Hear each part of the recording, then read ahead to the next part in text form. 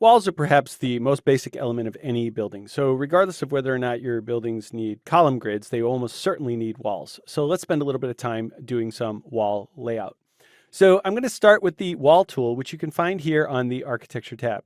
Now you only need to click the top half of this button, but if you happen to click the bottom half and a little menu appears, just make sure you're choosing wall architectural from that list. So either one will work just fine.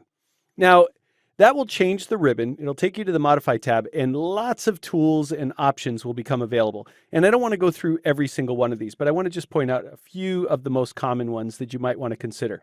The most important one is the kind of wall that you want to draw with. Revit calls this the type. Now you can get to the type here on the top of the Properties palette using the drop-down called the Type Selector. And the reason you want to start here is this will often change many of the other settings. So if you go through a lot of work setting up the other settings and then you change the type, it might reset all of your choices. So always start here with the type. Now we're going to only use generic walls here in this course. Generic walls are just really simple walls that establish basically the thickness of that wall. So I'm going to choose a generic 12-inch wall here. If you want to learn more about working with any of these other more complex walls, you can check out Revit Essential Training here in the library. Now, after I've chosen the wall type, the generic 12-inch wall, that will establish the thickness of the wall. I want to also consider the height of the wall, and I can get to that here on the options bar. So right here, you can see I'm setting the height, and it's defaulting to an unconnected height of 14 feet.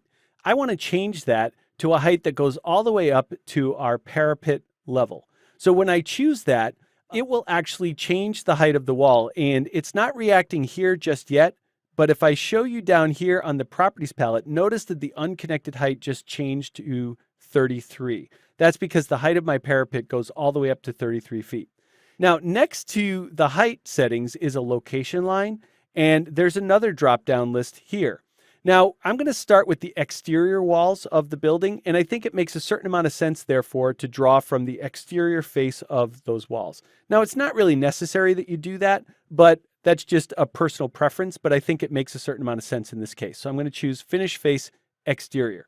Now, I'm going to zoom in a little bit here at the intersection between column A and column 2, and I'm going to click right there, and notice that Revit will put a little X at that intersection. It will highlight both grid lines. Revit calls this an object snap, and it's snapping precisely to that intersection.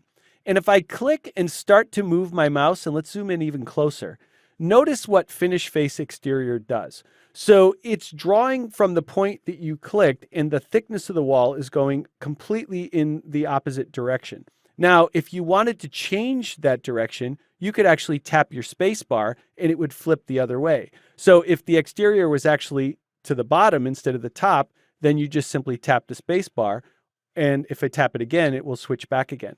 Now, it turns out that I don't want to start right at that grid line. I'd actually like to move away from that grid a certain distance. So I'm going to press the Escape key just one time. Now, it's very important that you press it only one time, because if you press more than once, it'll cancel all the way out of the command. But if I press one time, notice that I'm still in the wall command and it preserved all of my settings. And that's important here. So I'm still generic 12. I'm still up to the parapet. I'm still Finish Face Exterior. If you escape too many times, you'll lose all of that and you'll have to start over. What I want to do is change this offset value right here to 2. So I'm going to type 2, press enter. Revit will interpret that as 2 feet. Now I'll click at that same start point, click, and this time notice that when I start to move my mouse, it's actually offset 2 feet away from that location. Now I'm going to stay in this command, roll the wheel back a little bit, hold the wheel down and pan over so that I can see grid A6, and I'll click at that intersection to place the next point of this wall.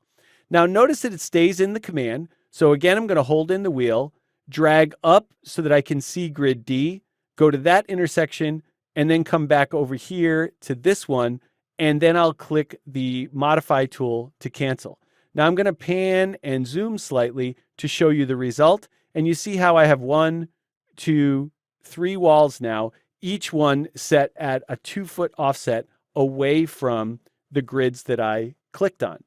Now, those are my exterior walls. Now I want to switch the tool to settings that are more appropriate for interior walls. So I'm going to go back to my wall tool and again start with the type of wall that I want. Now I want you to watch the options bar as I choose generic 5-inch from the list. So particularly pay attention to the height and the location line when I choose that new type.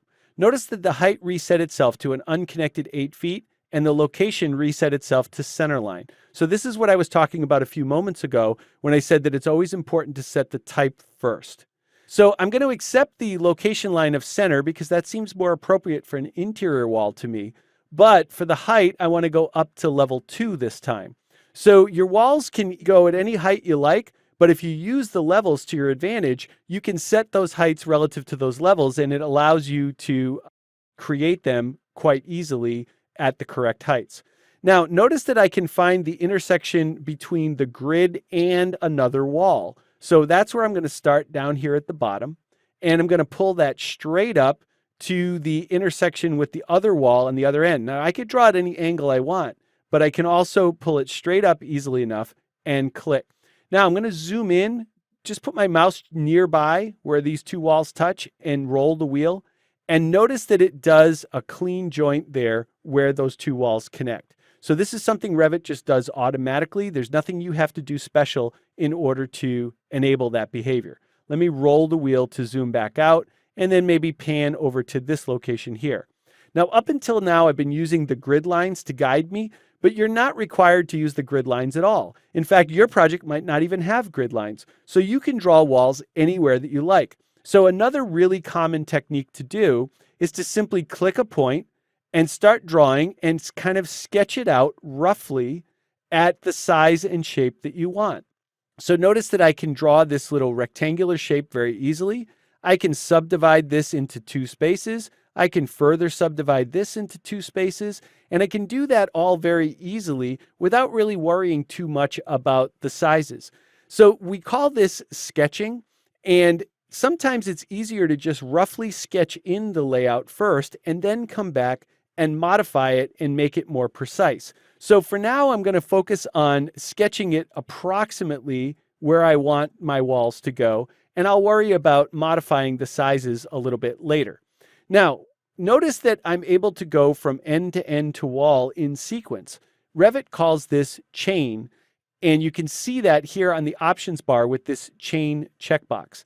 Now, I've got this little L-shaped configuration right there, which is going to be the entry to the restaurant, but I don't want to have another wall at this endpoint.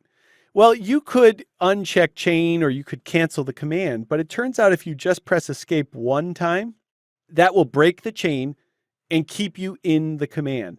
So if you remember to do that, you can save yourself a few steps, and then I'll make one more set of walls going from here down to about here and then across to here. And now I'll click modify to complete the modification. So whether or not you're doing exterior walls or interior walls, it's really just a matter of the settings that you configure in the tool, and then you start to draw. And with a little bit of practice, you'll find that you can very quickly do a complete building layout and then come back later and massage things and modify their positions and make them much more precise. And that'll be the subject of the next video.